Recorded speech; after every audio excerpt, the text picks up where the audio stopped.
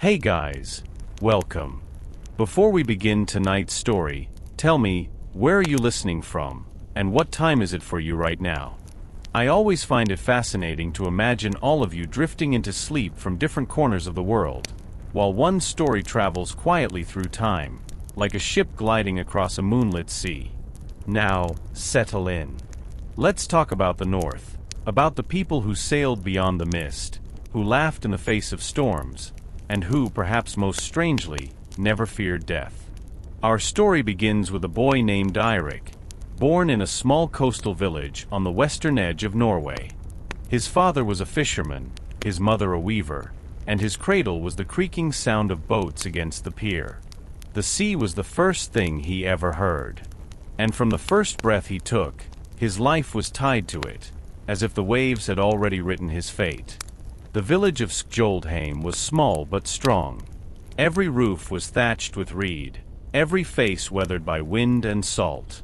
Men rose before the sun and returned long after it fell behind the gray horizon. There was no softness in that world, only the rhythm of oars, the taste of salt, and the cold that crept into every bone. Yet, despite that harshness, no one feared death. Children grew up hearing that dying well, with courage, with honor, was better than living long and small. They believed that to fall with a weapon in hand was not an end, but a passage, a doorway to the halls of Valhalla, where Odin himself waited with mead and song. But Eirik, he wasn't sure he believed that. At 14, he still wondered how anyone could face death without trembling. He had never seen battle, never seen a man fall. To him, death was a story told by others, not a truth to be tested. One night, as the wind screamed across the fjord, Eirik sat near the fire listening to an old man named Eirik, the village skald. Eirik's voice was low, cracked by age, but his words were sharp as the edge of an axe. He spoke of heroes who fought until their shields broke, and how Odin sent ravens to guide their souls to the afterlife. The brave, Eirik said, staring into the flames, do not die. They cross the sea of mist to the Allfather's hall. There, they drink with the gods until the final battle of the world, Ragnarok. That is why a true warrior smiles at death. Eirik listened, but he couldn't quite feel that certainty. He imagined the waves swallowing him whole, the cold pressing into his lungs, and he thought, how could anyone smile at that? Still, when Eirik looked at him and said, "One day you'll understand," the boy felt a strange shiver of curiosity. Maybe, he thought, there really was something beyond the fear. The next morning, the sky was heavy with clouds. A longship stood ready at the shore, its dragon-headed prow pointed toward the open sea. Eirik's father called his name. It was time for his first voyage, a short journey, just along the coast, to trade fish and furs. But to Eirik, it felt like crossing into another world. The men laughed as they loaded the ship, their breath white in the cold air. They joked about storms and sea spirits as if they were neighbors. Each man wore a small hammer of Thor around his neck, not as decoration, but as a shield of faith. When the wind picked up, they didn't flinch. They simply rowed harder, chanting in rhythm, their voices deep and steady. Oars to the sea, strength to the gods, fear to none. As the coastline slipped away, Eirik gripped the edge of the ship, watching the waves rise and fall like dark mountains. The sea seemed alive, vast, ancient, and unknowable. And yet, everyone around him moved with such calm, as if they belonged to it. He realized then that fear was not absent, it was simply mastered. They had learned to live beside it, to drink with it, to laugh at it. When night came, the stars pierced through the clouds.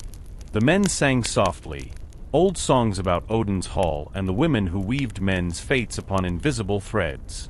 The ship rocked gently, and Eirik thought of the words Eirik had spoken, "The brave do not die."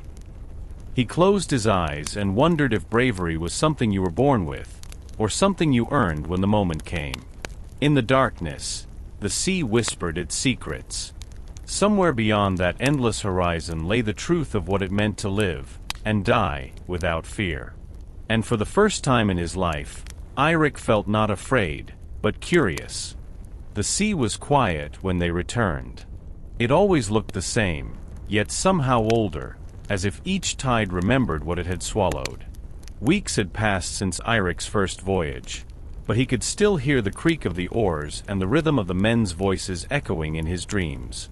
Every night, as he lay on the floor beside the hearth, he thought about what it meant to be fearless. The faces of the men who had laughed at the storm haunted him, not because they were cruel, but because they were so calm. He wondered how one could laugh while staring at the thing that could end them in an instant.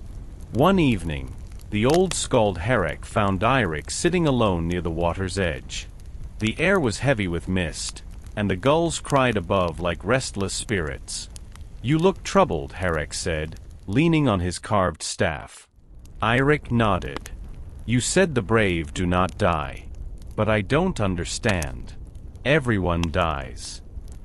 Eirik smiled, not kindly, but knowingly. "That's because you think death is the end. For us, it isn't." He sat beside the boy, his cloak dragging against the stones. Odin teaches that every man's life is a thread, and the Norns, the three sisters of fate, weave those threads together. You cannot escape your thread, but you can choose how it shines before it's cut.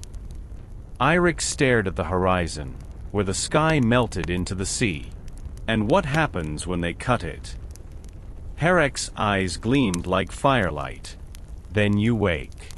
You rise into the next life, into Valhalla if your heart was brave enough. The skald reached into his pouch and pulled out a small piece of carved bone, a rune worn smooth by time.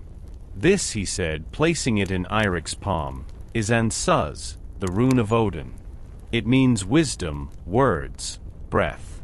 Keep it close. It reminds us that fear is a shadow of ignorance. The more you understand, the less you fear." That night, Eirik slept with the rune in his hand.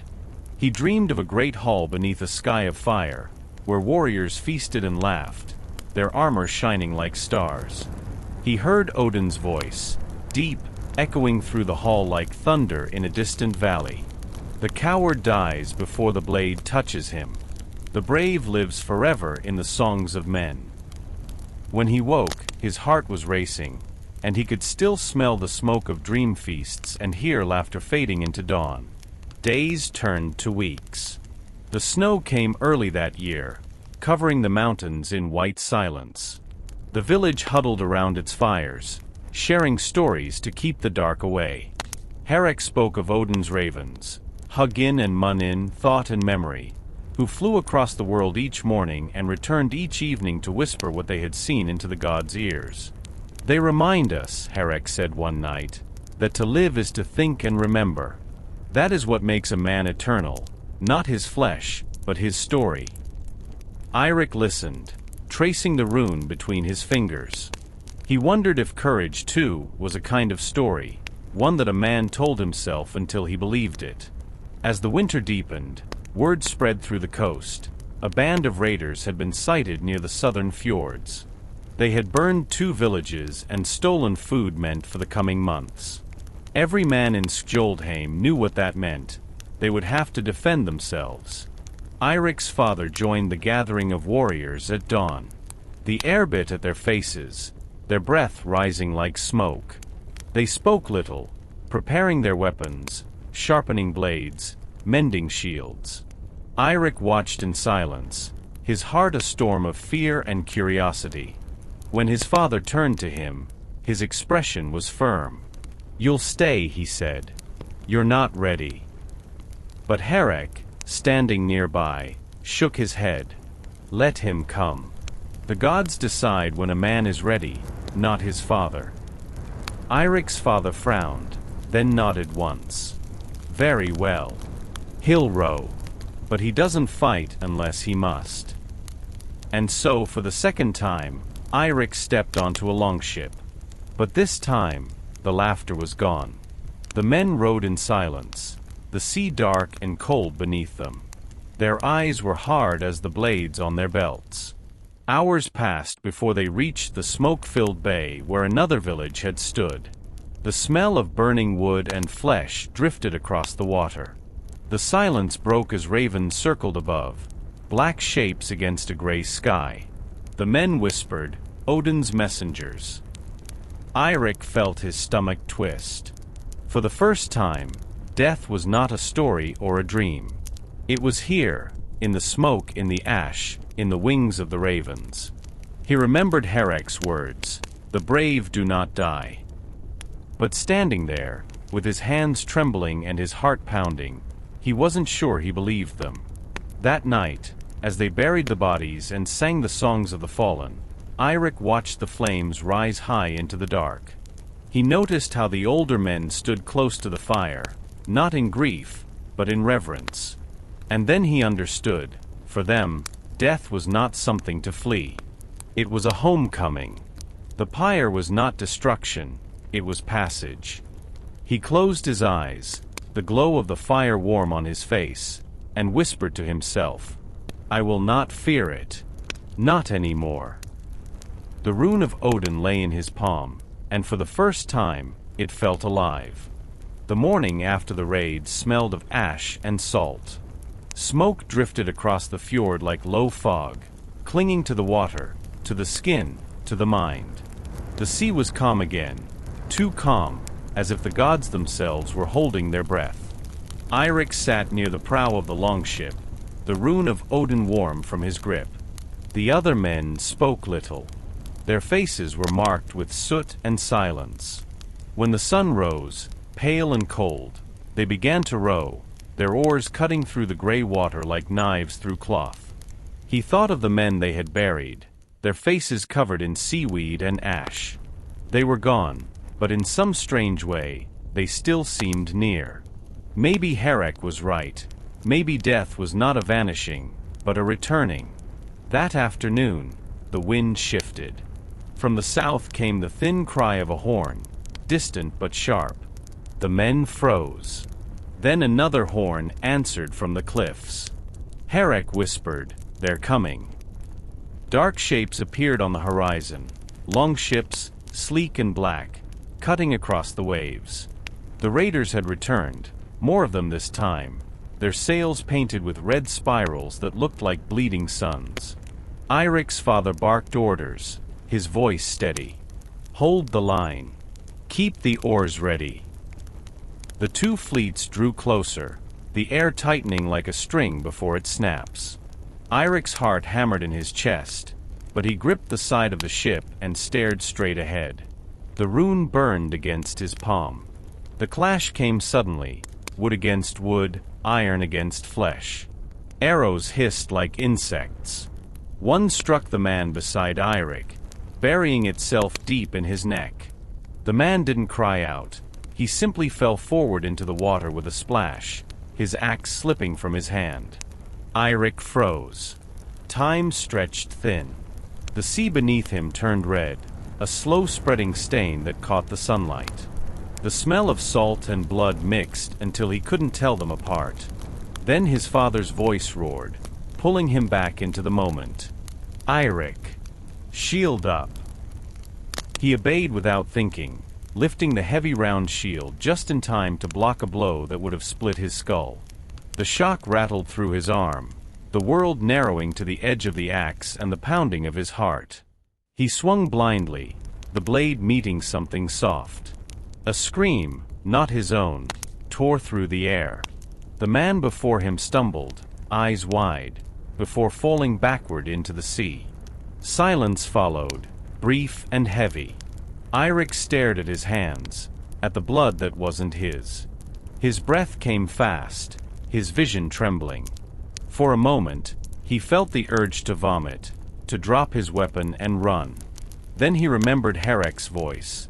The coward dies before the blade touches him. He took one deep breath. The fear was still there, wild, hungry, but beneath it was something else. Something steadier.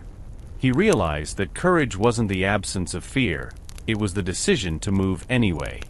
The battle raged for what felt like hours, though it was likely less than one. When it ended, the sea was littered with splintered wood and bodies drifting like broken oaths. The raiders fled, leaving only silence and smoke behind. The men rowed back slowly. No one sang this time. The oars dipped into the blood-dark water, making small ripples that carried away into nothingness. When they reached the shore, Eirik's father placed a hand on his shoulder. His voice was hoarse but proud. "You stood your ground." Eirik nodded, unable to speak. He wasn't sure if he felt brave or hollow. That night, as the villagers gathered around the fires, Eirik began to chant an old song, one of those slow, low tunes that felt older than memory. He sang of men who fought not for glory, but for the promise of a good death. A death that mattered. Eirik listened, staring into the flames. He could still see the man he'd struck down, his eyes, the surprise frozen in them. The song didn't comfort him, but it steadied something inside him. Later, as the fire burned low, Eirik wandered to the shoreline. The sea lapped gently at his boots, washing away the stains. The moon hung low and silver, its reflection broken by ripples. He whispered to the dark, "If death is a doorway, then I have seen its shadow." A soft wind answered him, carrying the faint sound of wings. Maybe gulls, maybe something older. The rune glowed faintly in his hand, and he thought of Odin's ravens again, thought and memory. Perhaps they were watching him now, marking his place in the great story of men. He felt no pride, no joy, only understanding. Death was not a stranger anymore. From that night on, Eirik carried himself differently. The fear was still there, but quieter. Beneath it, something ancient had begun to grow. Not faith, not yet, but the first root of belief. The snow came early that year, blanketing the village in a stillness so deep it felt sacred. The fjord froze near the edges, trapping small boats in glass. Smoke rose from every roof, curling lazily into the pale sky. Inside, the hearths glowed orange, and voices softened to whispers. Eirik spent his mornings mending nets beside his father, the rope rough against his fingers. The memory of the battle still clung to him like the scent of salt on his skin. Some nights he woke to the echo of steel and the splash of blood-dark water. But by dawn, the dream slipped away, leaving only a quiet ache. He told no one that sometimes, when he stared across the snow toward the sea, he thought he saw a shape perched on the frozen rocks, a raven black and still watching. It came often, always the same spot, always silent. Eirik noticed first. "You see it too, don't you?" the old skald asked one morning. Eirik nodded. "It doesn't move. Not even when I walk toward it." "Then don't," Eirik said softly. "If it's real, it will come closer. If it's not, it's already inside you." That night, a storm swept in from the west. The wind howled through the rafters like a living thing. Eirik couldn't sleep. He stepped outside, cloak drawn tight, snow biting his face. The storm's roar swallowed all sound, yet beneath it he thought he heard wings. He looked up, and there it was.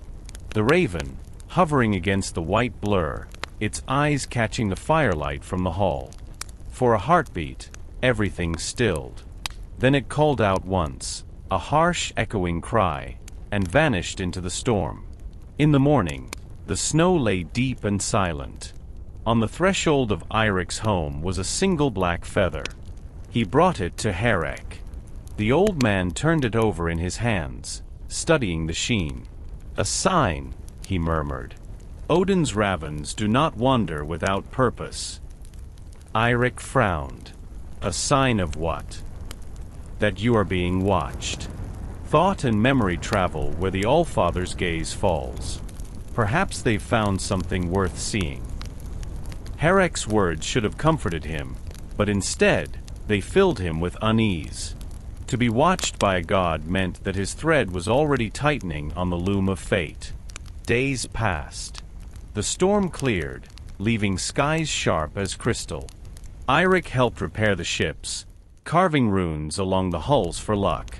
The men joked that the raven had chosen him, but their laughter carried a hint of respect. In their world, signs mattered more than reasons. One evening, as twilight painted the snow blue, Eirik climbed the ridge above the village. From there, he could see the sea stretching endlessly north, a gray mirror under the dying light. Eirik joined him, leaning on his staff.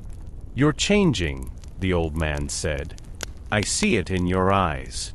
The fear is fading." Eirik hesitated. "Maybe I'm just tired of feeling it." Eirik chuckled.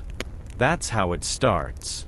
Courage isn't born, it's worn into the soul, like stone shaped by water." They stood in silence for a while, listening to the wind hum through the pines. Then Eirik told another story, one Eirik had never heard. In the age before men, he said, Odin hung himself from the world tree, pierced by his own spear, to gain the wisdom of death. For 9 nights he hung there, neither alive nor dead, until the runes revealed themselves to him. He learned that to master fear, one must first face the void and call it by name. Eirik pictured it, the gods suspended in silence, wind tearing at him, darkness pressing in. And in that image, he found something oddly comforting. Even the gods, it seemed, had to struggle for understanding. When they returned to the village, the sky was full of stars. Eirik paused, looking up. Somewhere among them, he imagined the halls of Valhalla, golden light spilling from its doors, laughter echoing across eternity. For the first time, he wanted to see it, not as a promise, but as a destination. The raven returned again 2 nights later. This time, it landed on the roof beam above the fire hall during the evening feast. Every voice fell silent. The bird tilted its head, black eyes gleaming in the firelight, and let out a low croak, not a cry, but a sound almost like speech.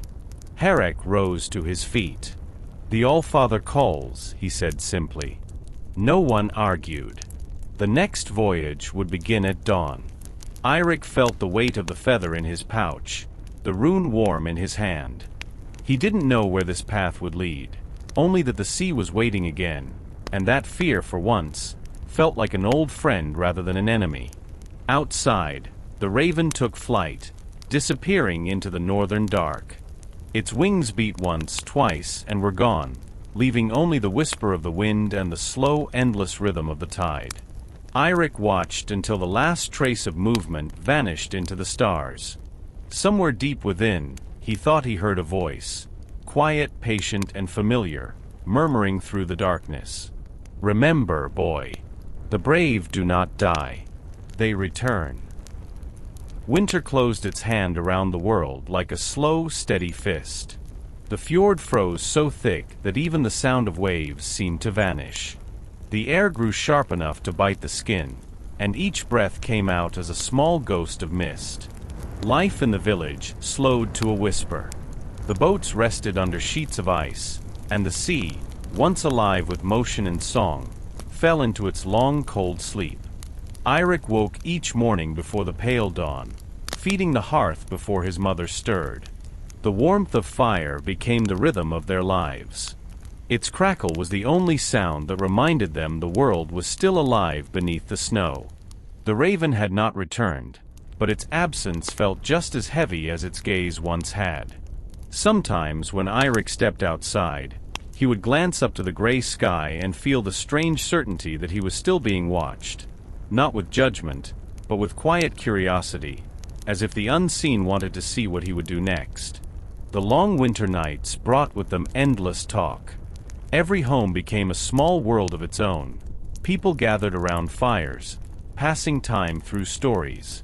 The young listened, the old remembered, and the silence between words was filled with the sighing wind.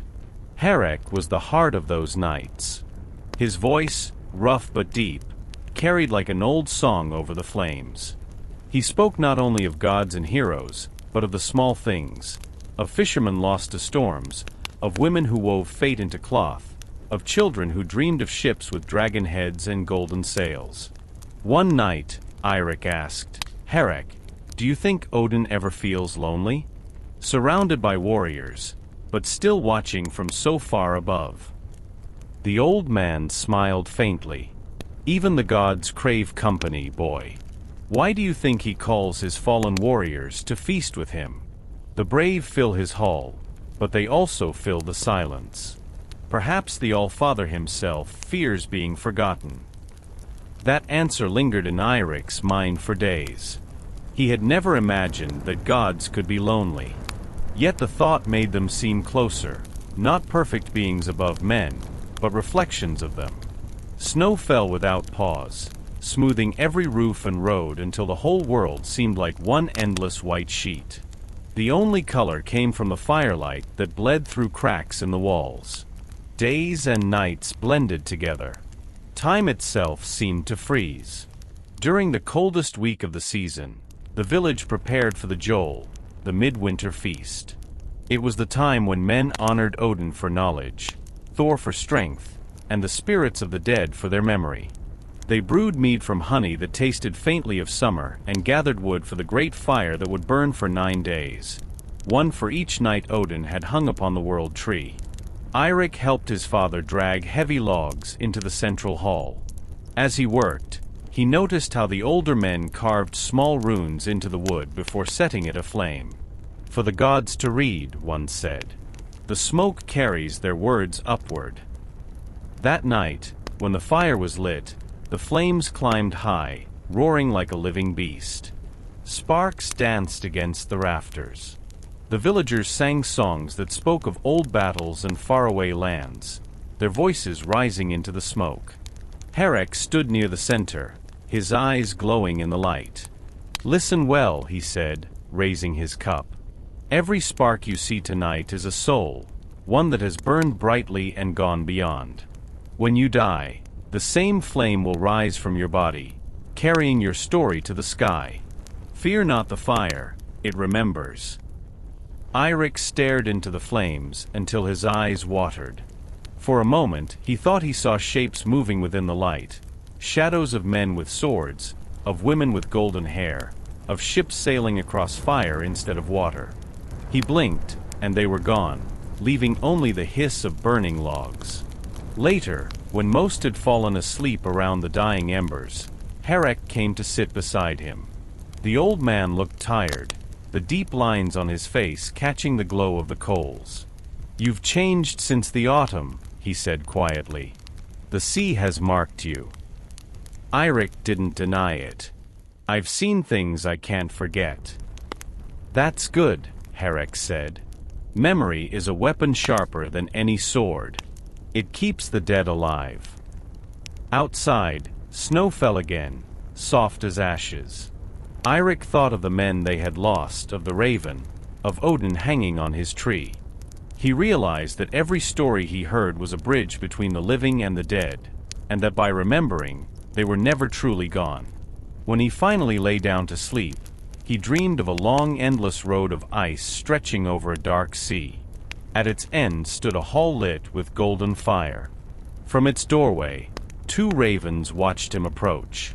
He could hear faint laughter inside, not cruel, but warm welcoming.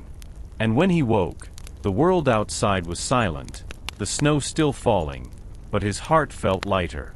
Winter had taught him something that no battle could, that death was not only in blood and flame.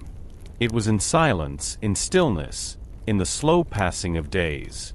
But within that quiet, life waited patiently, warm, steady, and unafraid.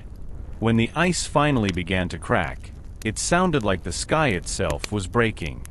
Long, deep groans rolled through the fjord, echoing between the cliffs. Sheets of ice split apart, drifting like white islands across the gray water. The sea was waking, and with it came the restlessness that always stirred when spring returned to the north. The village came alive again. Axes sang against wood, sails were mended, and laughter returned to the shores. Yet beneath the cheer lay a tension, subtle but sharp. Everyone knew that when the ice melted, the raiding season began anew. Eirik felt it too, a pull between excitement and unease. The winter had changed him, shaped something inside that no longer fit the boy who once feared the sea. He had begun to see the world as the old stories described it, full of omens, signs, and threads that wove lives together in ways mortals rarely noticed. One morning, as the fog lifted from the water, Eirik's father called him to the pier. "The time has come," he said simply. Behind him, two longships waited, their dragon heads gleaming with fresh paint, shields lining their sides like scales. The men were ready, their faces calm, their eyes hard. Eirik stood among them, leaning on his staff. "You carry more than a blade now, boy," he told Eirik. "You carry a story. Whatever happens, make it worth telling." The ships pushed off as the tide turned. The oars dipped in rhythm, sending ripples across the water. The coastline slipped away behind them, swallowed by mist. For hours, they rode through silence, broken only by the creak of wood and the hiss of waves. Then, as the sun rose higher, the lookout shouted, "Smoke ahead." Another village burned on the far shore. The men tightened their grips on their weapons. Eirik felt his pulse quicken. The air smelled of ash and pine sap. Flames licked the horizon. They reached the shore just as a band of raiders was dragging away captives. Without hesitation, Eirik's father gave the order. Shields lifted, axes flashed. The two forces collided in a roar of wood and metal. Eirik fought beside his father. He remembered Eirik's words. Fear was a shadow. Let it pass through you. The first clash sent a shock through his arm, but he didn't falter. He moved as if guided by something older than thought. A man rushed at him, broad, wild-eyed, his beard matted with frost. Their axes met with a dull crack. The man grinned through broken teeth and swung again. Eirik ducked, turned the edge, and struck once. A sharp sound, a heavy fall. Blood steamed against the snow. For a heartbeat, everything slowed. The air shimmered with heat and cold at once. The fire from the burning huts, the frost still clinging to the ground. In that strange balance, Eirik felt something stir inside him. Not victory, not pride, but peace. The battle ended quickly. The raiders scattered, leaving behind their dead and the smoke of their defeat. The villagers they had attacked emerged from hiding, eyes wide with disbelief. Eirik helped lift the wounded, his hands steady, his breath slow. When it was over, the sky began to snow, soft flakes drifting through the smoke, settling on the blood-stained earth. Fire and ice together. Destruction and cleansing. The gods, it seemed, had a sense of balance. That night, they built pyres for the fallen. Eirik watched the flames rise, the snow melting on his cloak. Eirik stood beside him, his face calm, lit by orange light. "Do you see it now?" the old skald asked. "Why we do not fear death?" Eirik nodded slowly. "Because it isn't the end." Eirik smiled. "Because it can't be. Every life feeds another. Every flame leaves light behind. The gods made the world from the bones of a giant. Death has always been the seed of creation." The wind shifted, carrying sparks toward the dark sea. For a moment, Eirik thought he saw shapes within the smoke, warriors walking through the fire, their armor shining, their faces serene. Then they were gone, leaving only the stars reflected on the water. Later, as the camp quieted, Eirik sat alone near the shore. His axe lay across his knees. He traced the rune of Odin with his thumb, the carved lines smooth from use. The feather still rested in his pouch, untouched since winter. He wondered if the raven still watched him, from the cliffs, or from some place far beyond sight. He thought of the men who had fallen today, of the way the snow had covered them gently, as if tucking them into the earth. Perhaps that was the truth of it. Death was not something to fight, but something to greet when the time came. In the distance, Thunder rolled. Not the kind that promised rain, but the deep resonant growl that the Northmen called Thor's voice. It echoed across the mountains, a sound that stirred both awe and comfort. Eirik lifted his gaze to the clouds. "If you're watching," he whispered, "I understand now." The wind brushed against his face, cold, sharp, and alive. Somewhere within it, he thought he heard the faintest flap of wings, the echo of a bird calling from far above the storm. Fire and ice, life and death, fear and peace. He realized they were all the same song, just played at different tempos. The sea was calm that morning, too calm, some said. It spread before them like a sheet of dull silver, the horizon swallowed by mist. The air carried the faint scent of salt and kelp, and the slow creak of wood echoed across the quiet waters. Weeks had passed since the battle that bound fire and ice together in Eirik's mind. Now his father's ship was part of a small fleet heading west, toward lands whispered about in half-remembered songs, the Isles of the Setting Sun, places where strange people lived and the gods themselves were said to walk the cliffs at night. Eirik stood near the bow, his hands on the dragon's carved head. The figurehead looked fierce, its wooden eyes painted black, staring ahead as if it could already see the unseen. Behind him, the men murmured low prayers to Njord, god of the sea, offering bits of bread and drops of ale to keep the waves kind. Eirik, the old skald, sat beside a barrel, plucking softly at a small harp made of bone and sinew. His voice rose and fell with the water. "Beyond the fog lie shores that remember no man's name," he sang. "And yet every wave that breaks there carries the sound of home." The song stayed with Eirik as the fog thickened, swallowing even the sun. The air grew cold and heavy.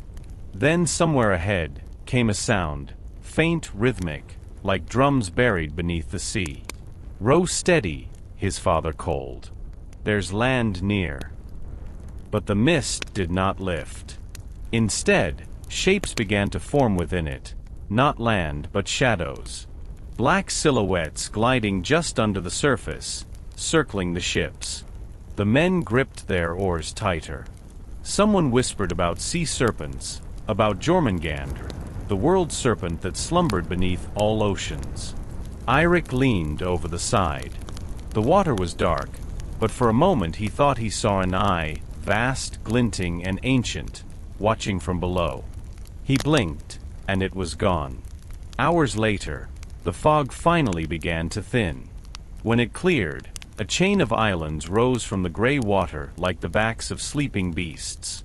Sharp cliffs, green slopes, waterfalls spilling down into coves of black sand. Gulls wheeled overhead, their cries echoing between the rocks. They had reached the Western Isles. The men cheered, relief breaking the tension, but Eirik only watched in silence.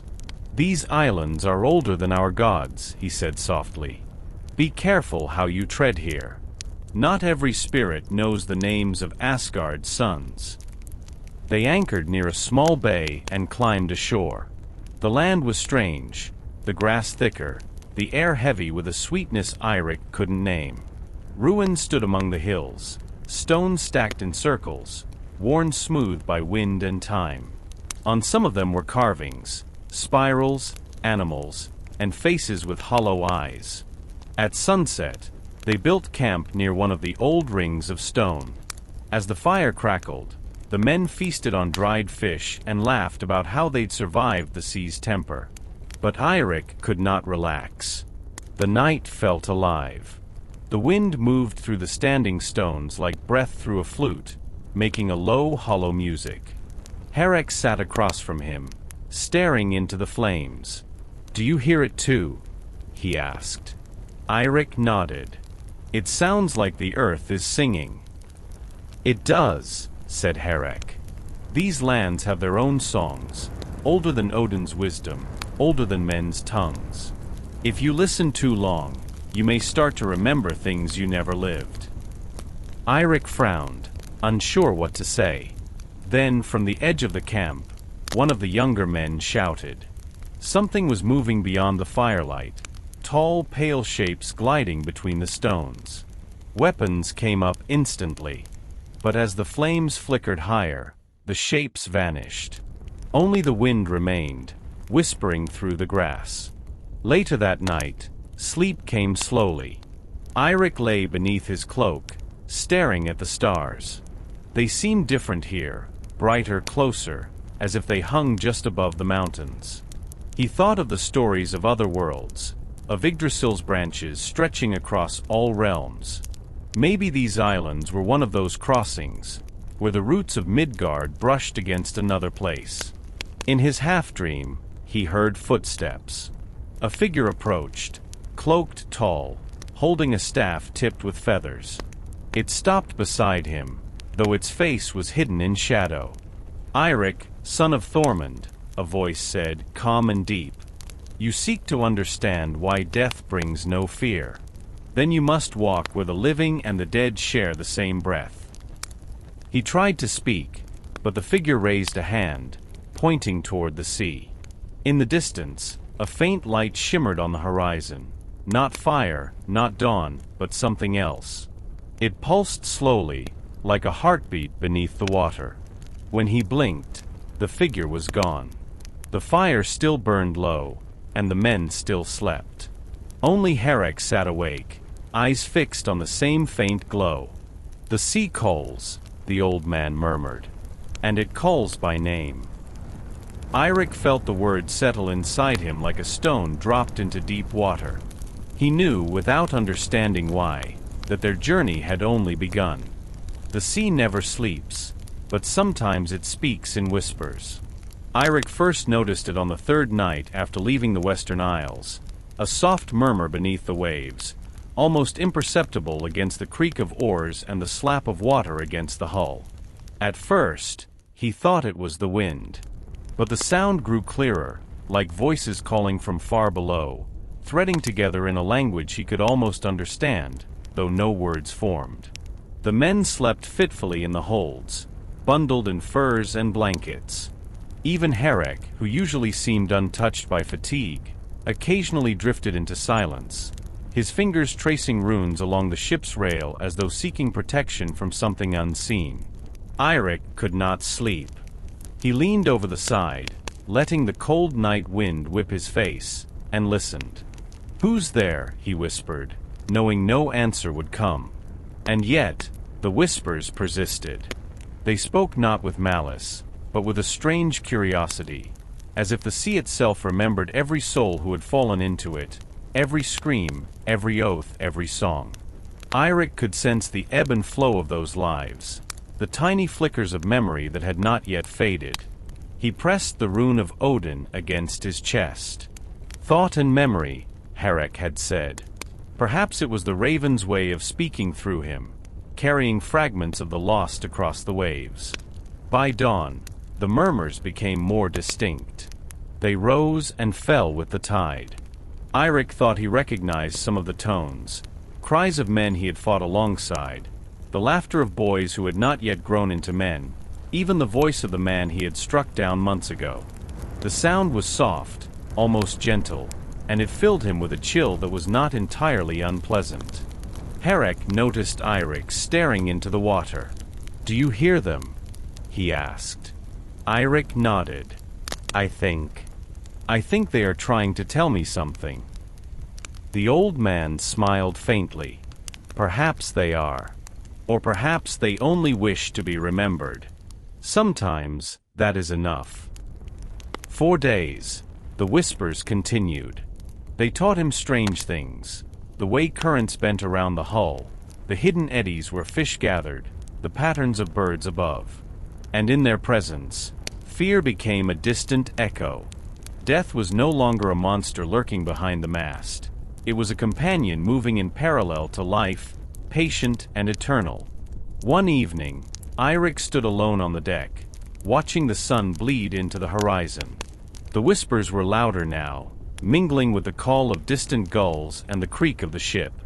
He heard fragments of names, of stories, of promises unfulfilled. And then, faintly, the laughter of his fallen comrade, the man who had stumbled into the sea during the first raid he had fought in.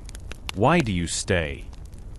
Eirik asked softly, though no one answered. But in the silence he felt it, the presence of countless souls, hovering just beneath the water, traveling with the living, guiding them, reminding them. He did not flinch. He felt only calm, and a strange reverence. That night, he dreamed of a great hall built from waves and stone. Warriors sat along endless benches, their faces lit with torchlight. Every song Eirik had ever heard played softly in the background, carried by the gentle roar of the sea. And in the center of the hall, a figure waited, tall, cloaked in shadow, eyes glimmering like midnight stars. "Do you see now?" the figure asked, voice like the rolling tide. "Life and death are not enemies. They are threads in the same weave. To fear one is to deny the other." Eirik awoke to find the ship bathed in silver moonlight. The whispering had faded, but the sense of presence remained. He traced the rune of Odin on his palm and thought of the raven perched somewhere above, unseen but watching. By the time the sun rose, the men were stirring. Eirik, quiet as the dawn, helped raise the sails. The sea stretched endlessly before them, a living map of possibility. And somewhere deep in the waters, the whispers lingered, carrying stories of those who had gone before, stories that would one day be his to tell. From that moment, Eirik understood a truth that Eirik had only hinted at. Death was not an end, nor even a warning. It was a companion, a teacher, a voice that guided the brave along paths they might otherwise never walk.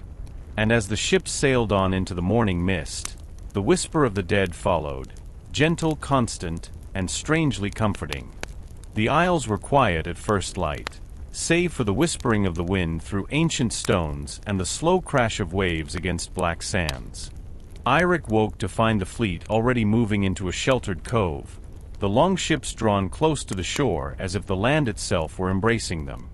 The villagers they had encountered, small silent people with pale hair and sharp eyes, greeted them not with words, but with gestures. They carried bundles of driftwood and clay vessels filled with oil. Their movements were precise, slow, and deliberate, as if the act itself mattered more than the outcome. Eirik followed at a distance, curious and cautious. Eirik, too, walked quietly, watching the ritual unfold with the patience of someone who had witnessed countless ceremonies in his lifetime. The villagers arranged the driftwood in spirals and circles, weaving patterns that seemed older than memory. Eirik noticed that each log was carved with faint runes, some familiar, some strange, symbols of life, death, and passage. Then the oil was poured carefully, tracing lines that glimmered like silver under the rising sun. One of the island elders stepped forward, raising her arms toward the sky. Her voice rang out, low and melodic, like a chant carried on the waves. The words were unintelligible to Eirik, yet they resonated in his chest. Every syllable seemed to vibrate with the heartbeat of the earth, the pulse of water, and the breath of fire. The flames were lit, and the fire rose slowly, licking the carved driftwood with gentle hunger. Smoke curled into spirals, rising into the sky like invisible stairways. Eirik felt the warmth even from a distance, a living warmth that reached into the cold of his bones. Eirik leaned beside him. "Watch carefully, Eirik," he said. "The fire is more than heat. It is memory made visible.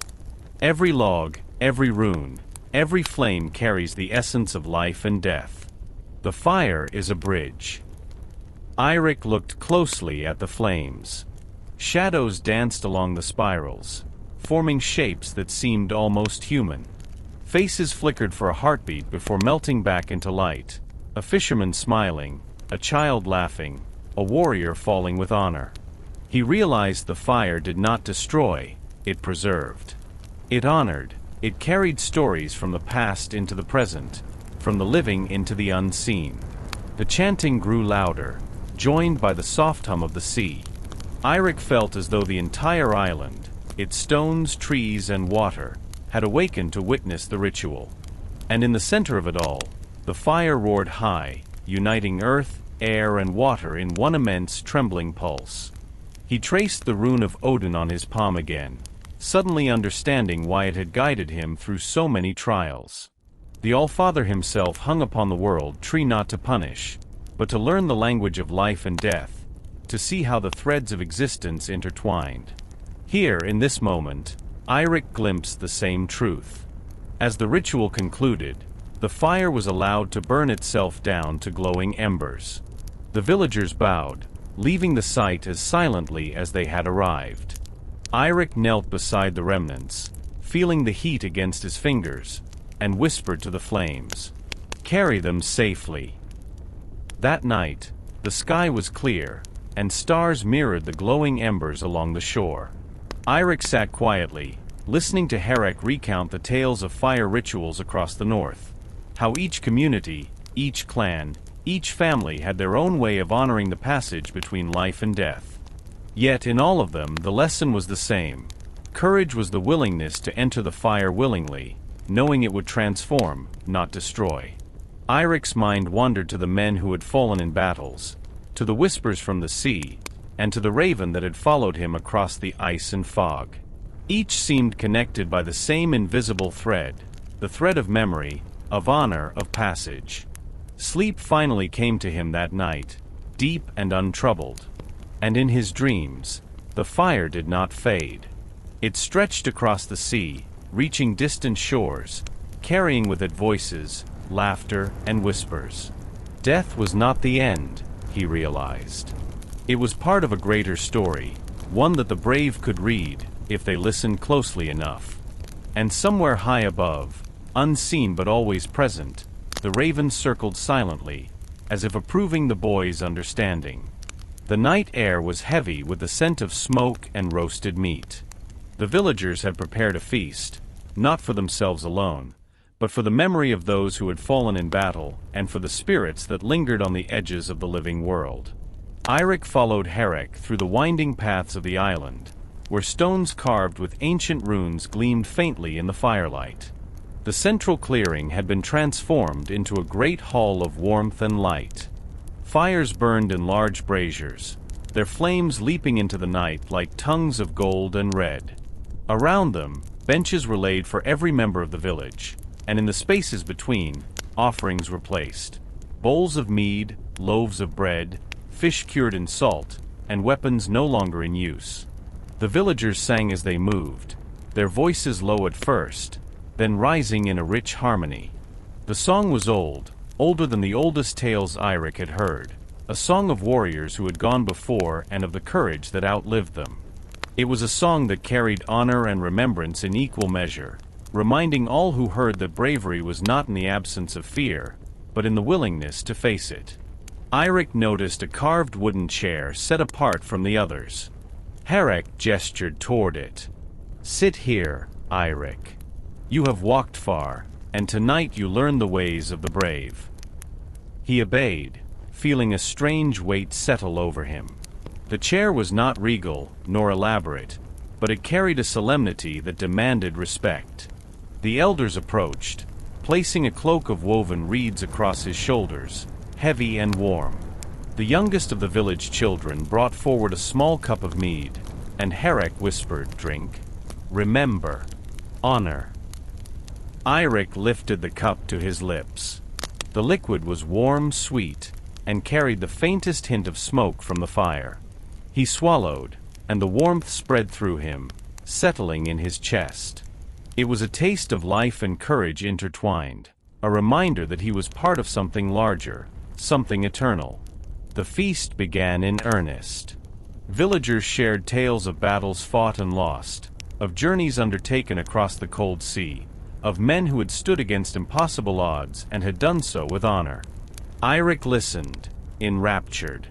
Each story was a thread in the tapestry of life, each victory and defeat a note in the song of existence.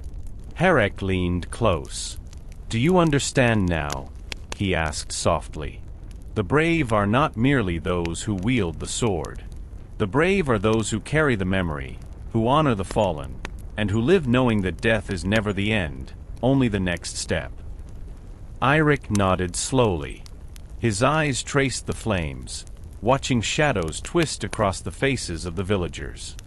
He thought of the men he had fought beside, the ones who had fallen into the sea, and of the voices he had heard whispering across the waves.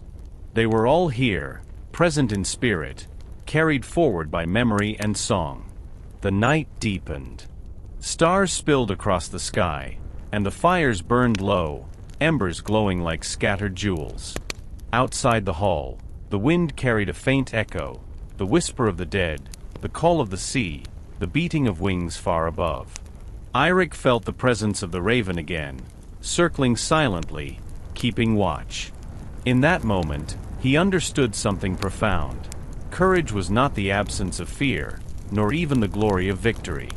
Courage was the act of standing with knowledge of life and death intertwined, of walking among the living while honoring those who had passed, and of carrying the stories forward so that no soul was ever truly lost.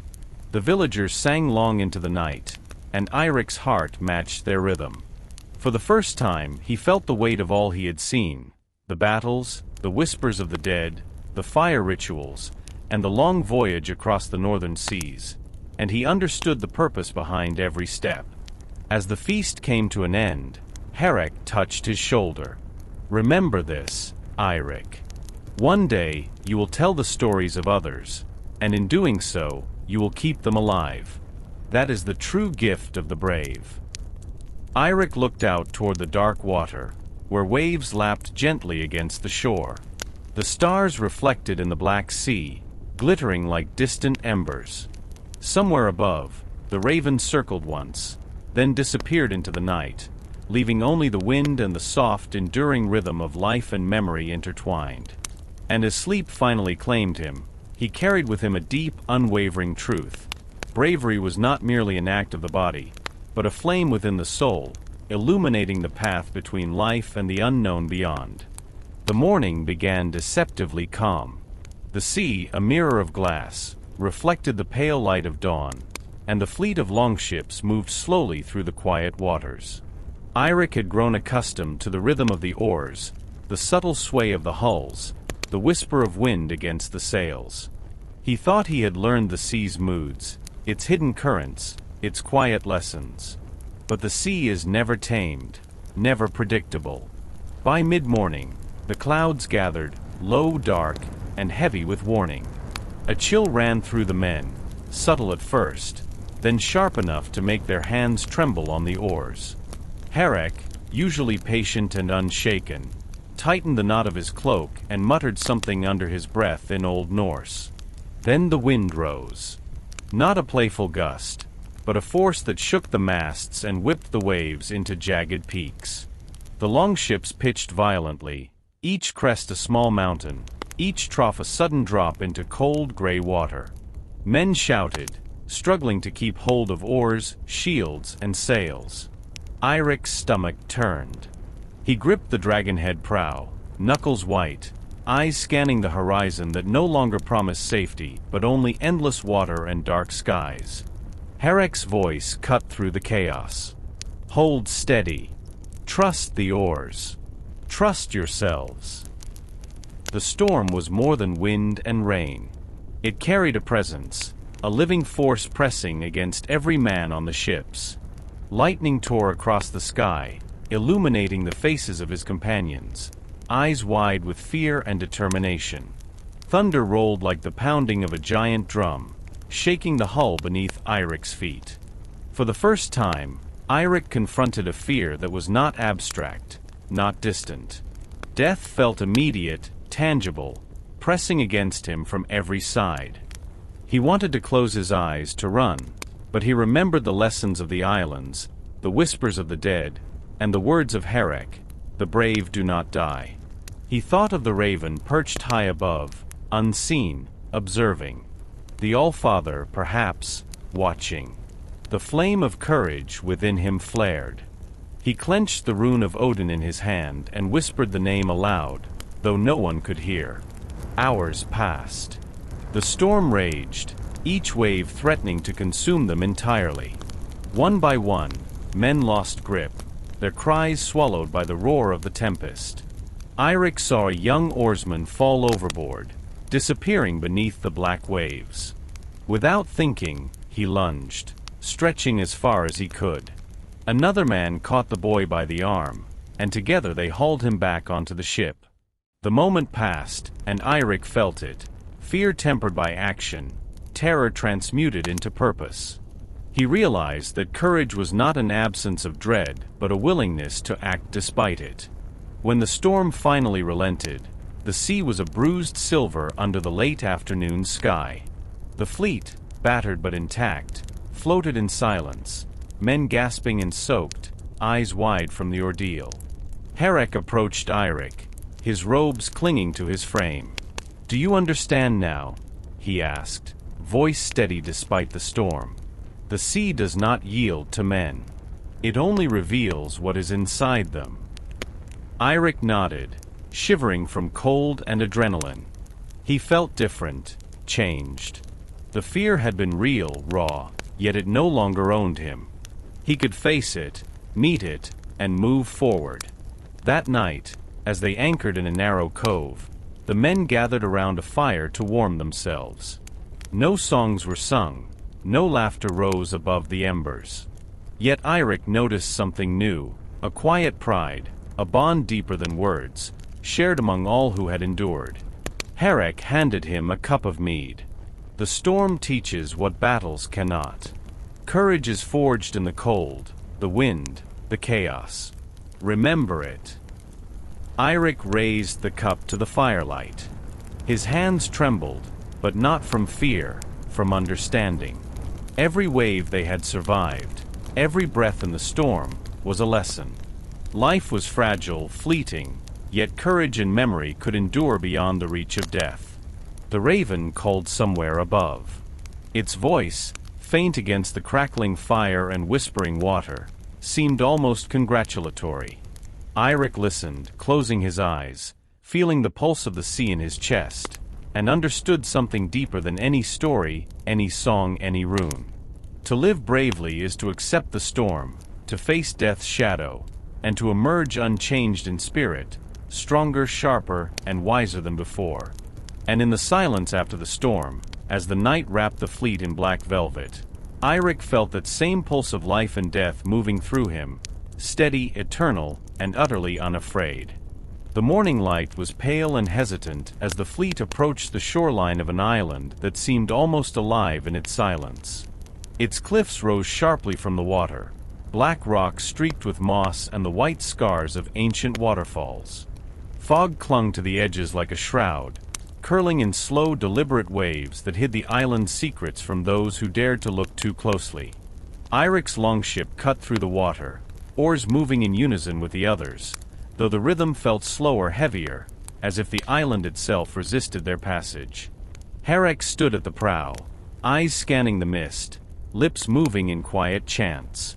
Eirik could sense the tension in the air, a weight that pressed on the chest and made the wind itself seem colder.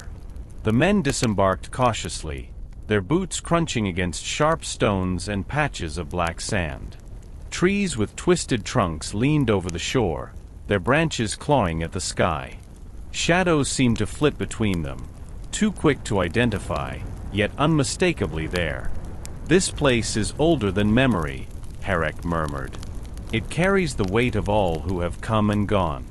The living, the dead, and the things that are neither." Eirik swallowed, feeling a chill creep down his spine.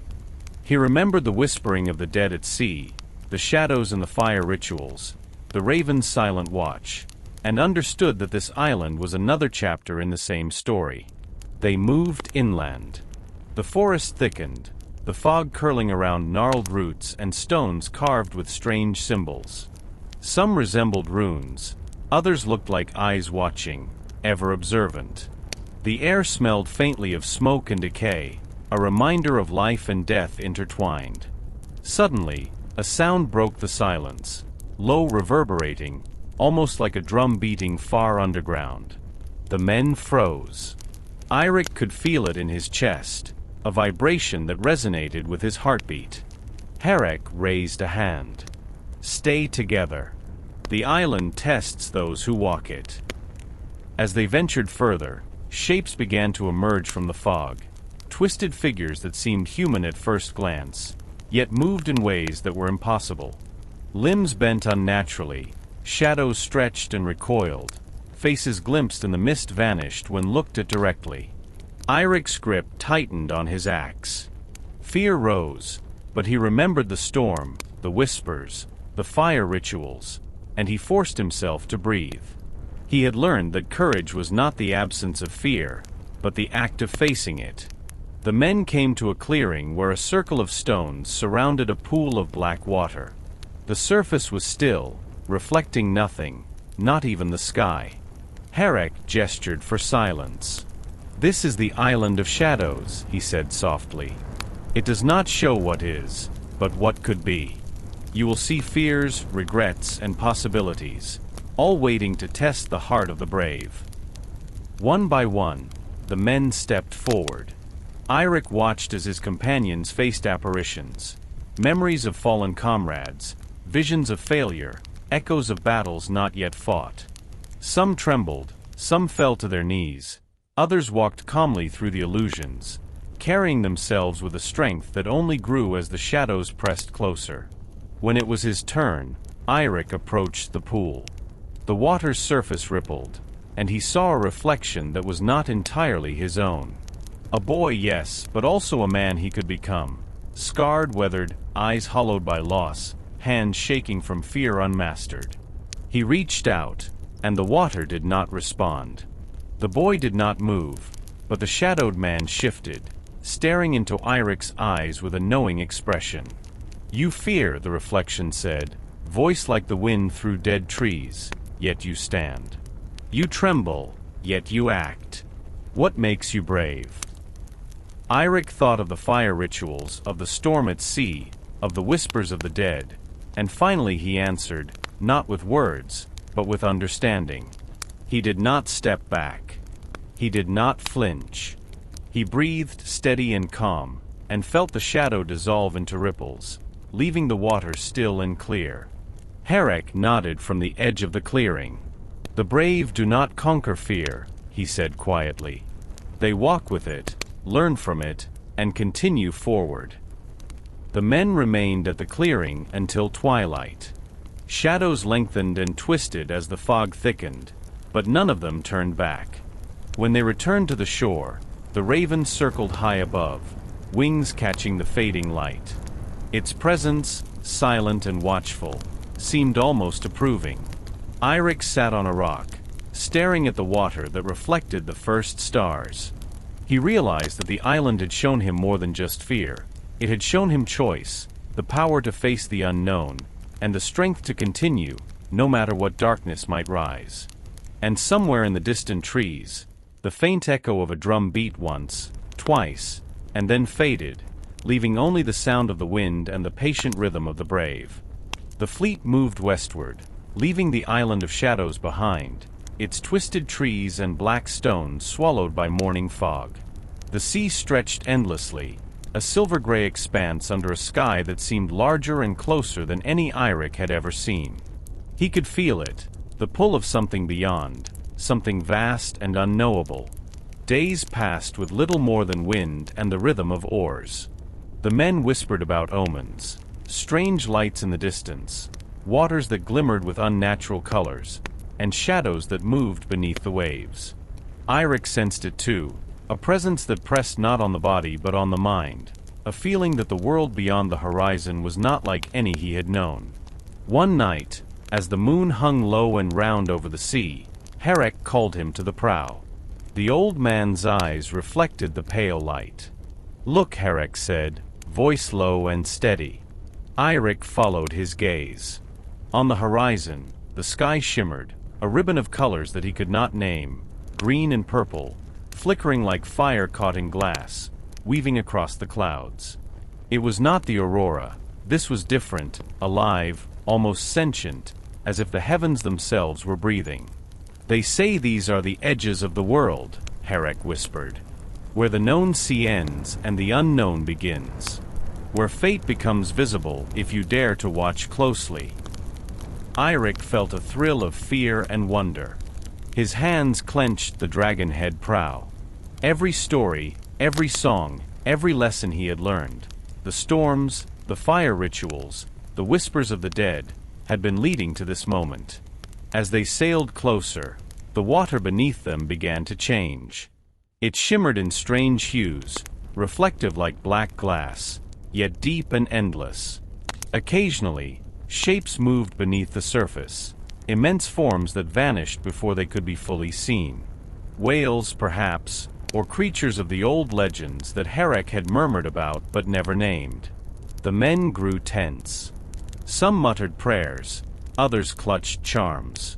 Eirik, too, felt the pull of awe mixed with a cold, sharp edge of fear. The edge of the world, he realized, was not just a place. It was a test, a threshold that separated the known from the impossible. Then came the wind, sudden and wild, raking across the sails and whipping waves into jagged peaks. The fleet was tossed, and the men struggled to hold their course. Lightning split the sky, illuminating the strange waters below. Eirik's heart pounded, but he remembered the storm he had survived, the island of shadows, the lessons of courage written into the marrow of his bones.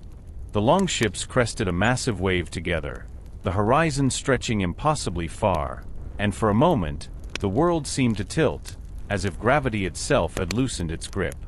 In that instant, Eirik glimpsed it, the farthest edge, a place where sea and sky merged, where water fell like a curtain into nothingness, and beyond it, the stars seemed to cluster as though closer than ever. Eirik's voice came to him, calm but urgent.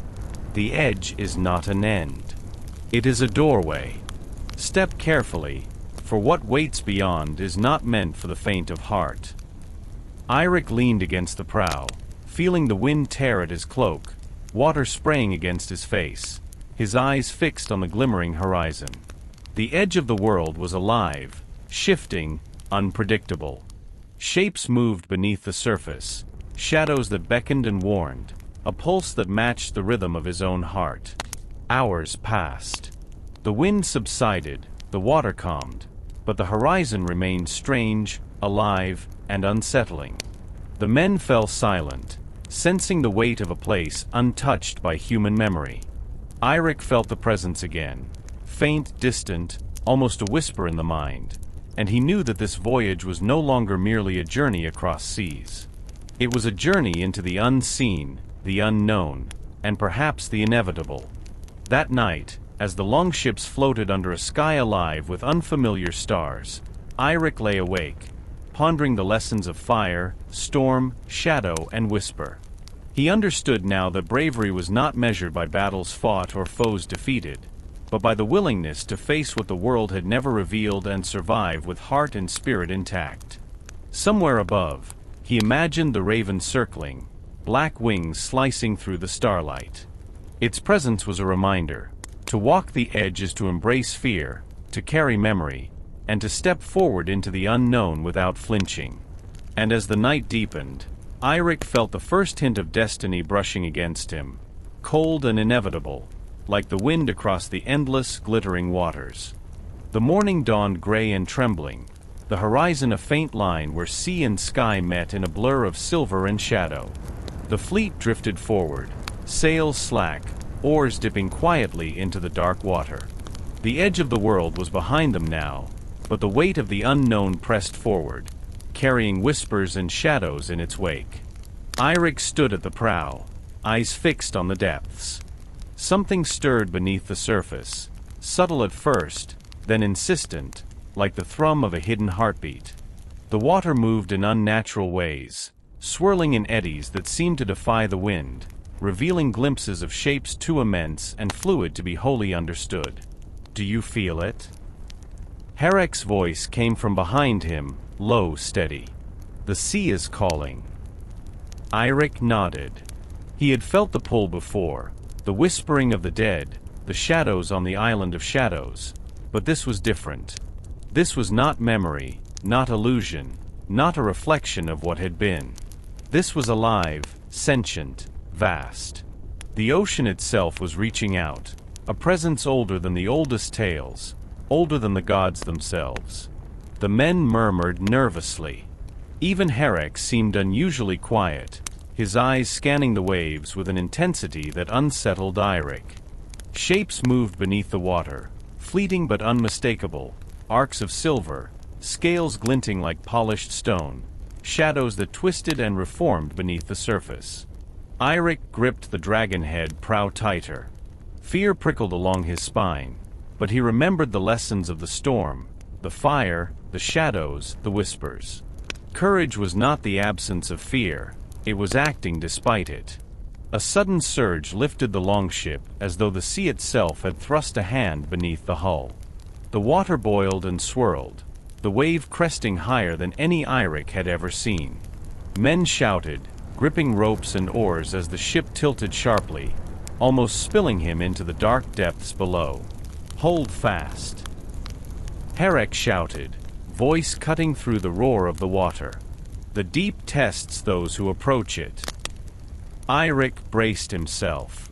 The wave crashed down with a deafening roar, drenching the deck, carrying with it an energy that felt alive, electric. Beneath him, the water glimmered with unnatural light, revealing glimpses of shapes, immense serpentine forms, scales glinting in colors he could not name, eyes glimmering like moons in the gloom. And then he heard it, a sound beneath the waves, deep and resonant, vibrating through the hull, through the air, through his bones. It was a voice without words, a call that tugged at memory and instinct alike. "Come closer. Understand. Fear not." Eirik closed his eyes. He felt the pull of the deep, the weight of centuries pressing beneath him. The pulse of the water matched the rhythm of his heartbeat. It did not threaten, it invited, demanded understanding. He remembered Eirik's words about courage and the whispering dead, and he realized, this was another trial, another lesson. The storm passed as suddenly as it had risen. The longship floated on calm waters, but the strange pulse beneath them persisted. Eirik approached, his eyes reflecting the dark glimmer of the ocean. "The sea is alive," the old man said softly. "Not with thought as we know it, but with purpose, memory, and watchfulness. It tests those who sail its edge, and those who answer its call will learn truths no man was meant to see." Eirik felt the truth of it, the hum of the deep settling in his chest. This was more than courage or strength. It was understanding, an acceptance that life and death, known and unknown, were intertwined in ways beyond mortal comprehension. That night, as the stars glittered above the restless sea, Eirik sat alone at the prow. The water beneath him pulsed with unseen life, whispering its secrets.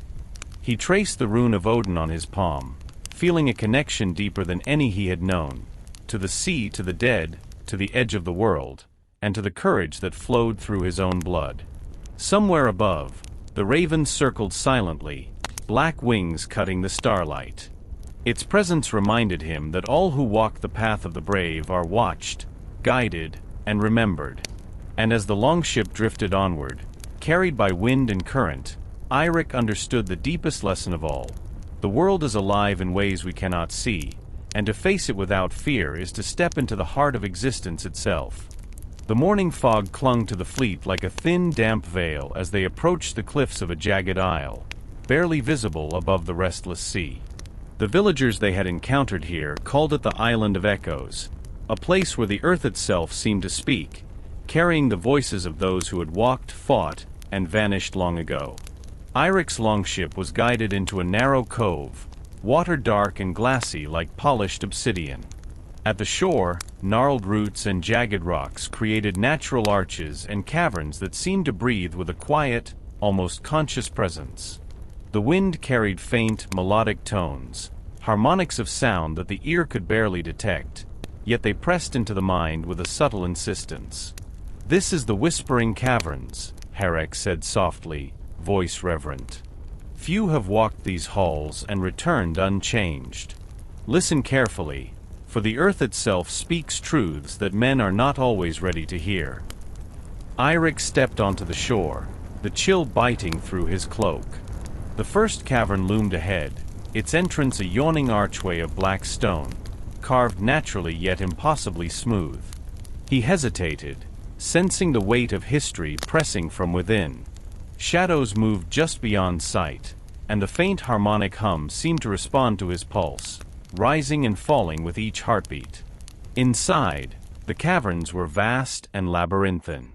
Stalactites hung like jagged teeth, dripping mineral-rich water into dark pools.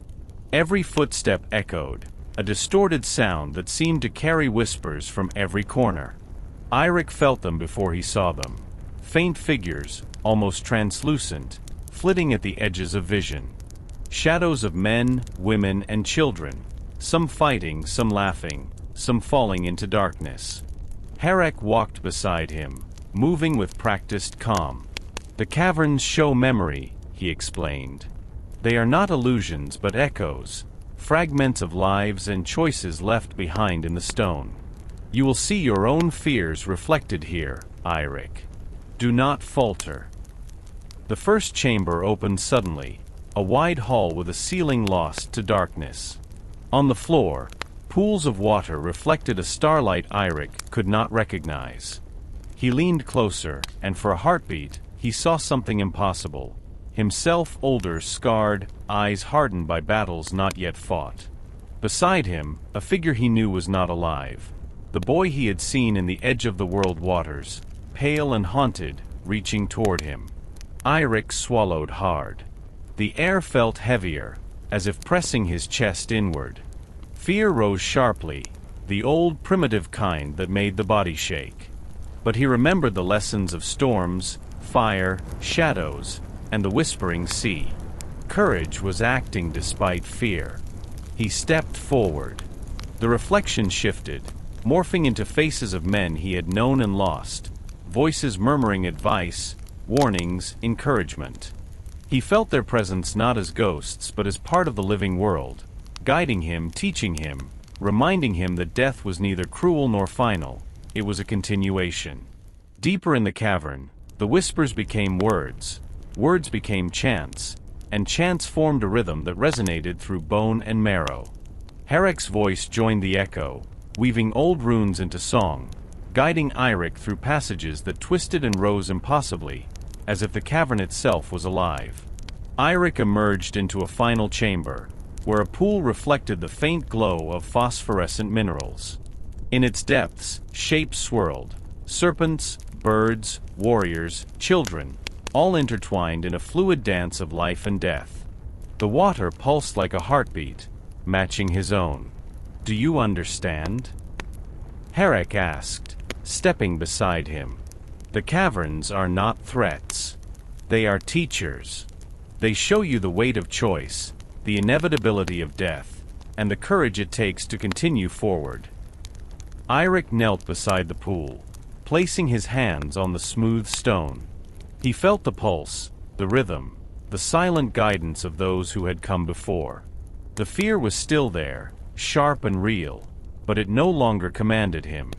It had become a companion, a guide, a reminder that life was precious precisely because it could end, and that bravery was the flame that illuminated the path between existence and the unknown. The group emerged at dusk, the fog thickening around the cove. Eirik breathed the salty air deeply, feeling the weight of the caverns settle into his chest. He understood now, as he never had before, that every shadow, every whisper, every trial faced was a thread in the tapestry of courage and memory. Above, the raven circled silently. Its wings caught the last light of the dying sun, casting shadows across the deck. Eirik followed its path with his eyes, feeling the quiet approval of a presence older and wiser than any mortal guide. And as the fleet set sail once more, the whispers of the caverns lingered, gentle, persistent, and alive, reminding Eirik that the world was far larger than he had ever imagined, and that the bravest hearts were those willing to walk where few dared, listening carefully to the lessons whispered by the stones and the deep. The fleet anchored at the edge of a dense, brooding forest. Its trees were massive and ancient, their twisted trunks rising like pillars into a sky that seemed dim even in daylight. A damp mist clung to the undergrowth, curling around roots and rocks, hiding paths and pitfalls alike. The villagers called it the Forest of Forgotten Faces, a place where the lost and unseen gathered, and where courage was tested not by force but by perception, memory, and the resilience of the soul. Eirik stepped onto the forest floor, boots sinking slightly into the moss-covered ground. The air was heavy and scented with decay and rain-soaked leaves. Each breath carried a whisper of something unfamiliar, a voice, a sigh, a faint chuckle that seemed to come from the shadows themselves. Eirik motioned for the men to follow quietly. "The forest does not yield to brute strength," he said softly. "It watches, it remembers, and it only allows passage to those who walk with awareness. Be cautious, but do not hesitate." Eirik noticed the first of the forgotten faces almost immediately. They were subtle at first, shapes in the mist, half seen through the curling fog, with eyes that seemed to reflect his own. Then, as he moved forward, the shadows became clearer, more defined. Faces of men and women he had never met stared back at him, some sorrowful, some angry, some faintly smiling. Their mouths moved without sound, lips forming words that reached his mind directly. Questions, warnings, challenges. He paused, heart hammering. Some faces seemed familiar, like echoes of his own memories twisted by time and imagination. He recognized the gaze of the boy from the edge of the world, pale and haunted, staring at him again. Then a wave of others, warriors lost in battle, villagers long gone, strangers who had vanished without trace, all observing, all waiting for his reaction. Fear rose, hot and immediate, but Eirik recalled the lessons of the Caverns and the storms. Courage was not the absence of fear, it was the choice to act despite it. He breathed deeply, pressed the rune of Odin to his chest, and stepped forward, letting the mist swirl around him. The forest shifted. Trees bent slightly, roots twisted, and paths opened that had not been there moments before. Shadows danced along the undergrowth, forming shapes that mimicked his movements, then diverged, becoming tests of perception. One path led to a reflection of his own fears, imagined failures, past mistakes, moments of hesitation, and he walked through them steadily, acknowledging each without allowing them to dominate. Eirik remained at his side, silent, guiding only with subtle gestures. Eirik realized that the forest responded not to fear but to courage, not to the body but to the spirit. Each step forward was a dialogue, a negotiation with unseen forces, a silent conversation with the very memory of the world. Hours passed, or perhaps only minutes. Time in the forest felt fluid, suspended. At a sudden clearing, Eirik came face to face with a central tree, the largest he had ever seen. Its trunk was wide enough to hide 10 men side by side, and its bark was etched with countless faces, expressions frozen in eternity. Eirik stepped forward, pointing to the carvings. "These are the forgotten," he whispered. "Those whose stories were never told, whose deeds were lost to time. To see them is to honor them, to remember that courage is not only in victory but in enduring, in walking forward even when no one watches." Eirik ran his hand over the bark. The faces seemed to shimmer, breathing lightly under his touch, whispering memories and songs in a language older than men. And in that moment, he understood, the forest was not a threat. It was a teacher, showing the weight of history, the persistence of memory, and the power of courage in the face of uncertainty. As the fleet prepared to leave, the mist began to thin. The shadows receded, the forest returned to its silent watch. Eirik glanced back once, feeling the presence of the forgotten lingering like a breath on his skin. Above, the raven circled silently, wings cutting through the fading light.